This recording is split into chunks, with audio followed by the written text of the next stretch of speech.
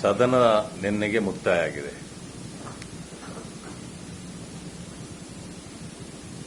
ಮುಕ್ತಾಯ ಹೇಗೆ ಆಯಿತು ಅಂತೇಳಿ ತಾವೆಲ್ಲರೂ ಕೂಡ ಮಾಧ್ಯಮಗಳಲ್ಲಿ ಬಿತ್ತರಿಸಿದ್ದೀರಿ.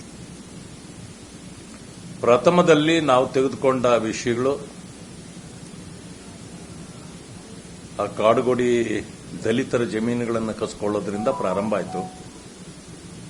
ಲಾ ಅಂಡ್ ಆರ್ಡರ್ ಕೇಳಿದ್ವಿ, ರೈತರ ಸಮಸ್ಯೆಗಳ ಬಗ್ಗೆ ಕೇಳಿದ್ವಿ, ಒಳ ಮೀಸಲಾತಿ ಬಗ್ಗೆ ಕೇಳಿದ್ವಿ, ಹೀಗೆ ಸ್ಟ್ಯಾಂಪೆಡ್ ವಿಚಾರದಲ್ಲಿ ಕೇಳಿದ್ವಿ. ಯಾವುದು ಕೇಳಿದ್ರೂ ಸರ್ಕಾರದಿಂದ ಸರಿಯಾದ ಮಾಹಿತಿಯ ಉತ್ತರ ಸಂಪೂರ್ಣವಾಗಿ ಇಲ್ಲ.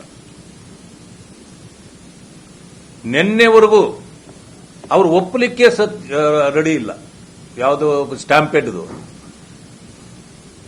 ಮುಖ್ಯಮಂತ್ರಿಗಳು ಹೇಳ್ತಾರೆ, ಅದು ನಾವು ಮಾಡಿದ್ದೇ ಇಲ್ಲ, ನಮ್ಮದಿಂದ ತಪ್ಪಾಗೇ ಇಲ್ಲ, ಪೊಲೀಸ್ನವ್ರದ್ದು ಅಂತಾರೆ. ಉಪಮುಖ್ಯಮಂತ್ರಿಗಳು ಹೌದು ಅದರಲ್ಲಿ ಸ್ವಲ್ಪ ಅಚಾತುರ್ಯ ಆಯ್ತು ಅಂತಾರೆ. ಅಂದ್ರೆ ಸ್ಪಷ್ಟವಾಗಿ ಸರ್ಕಾರ ಇರಲಿಲ್ಲ. ಆದರೆ ಇವರು ಮಾಡಿದ ತಪ್ಪಿಗೆ 11 ಜನರ ಬಲಿ ತೆಗೆದುಕೊಂಡ್ರು ಅನ್ನೋದನ್ನ ನಾವು ಇವತ್ತಿಗೂ ಕೂಡ ಹೇಳಲೇಬೇಕು. ಇದು ಕೇವಲ ಜನರು ಅಥವಾ ಪೊಲೀಸ್ನವರ ತಪ್ಪಲ್ಲ, ಇದು ಕಾಂಗ್ರೆಸ್ ಸರ್ಕಾರದ ತಪ್ಪು, ಮುಖ್ಯಮಂತ್ರಿಗಳ ತಪ್ಪು. ಸದನ ನಿನ್ನೆಗೆ ಮುಕ್ತಾಯ ಆಗಿದೆ.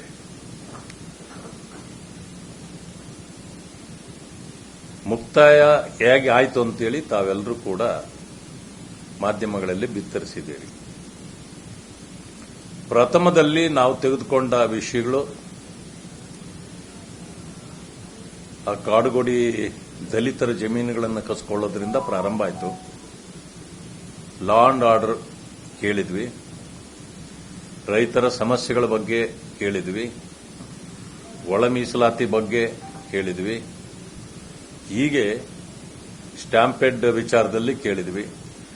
ಯಾವುದು ಕೇಳಿದ್ರೂ ಸರ್ಕಾರದಿಂದ ಸರಿಯಾದ ಮಾಹಿತಿಯ ಉತ್ತರ ಸಂಪೂರ್ಣವಾಗಿ ಇಲ್ಲ.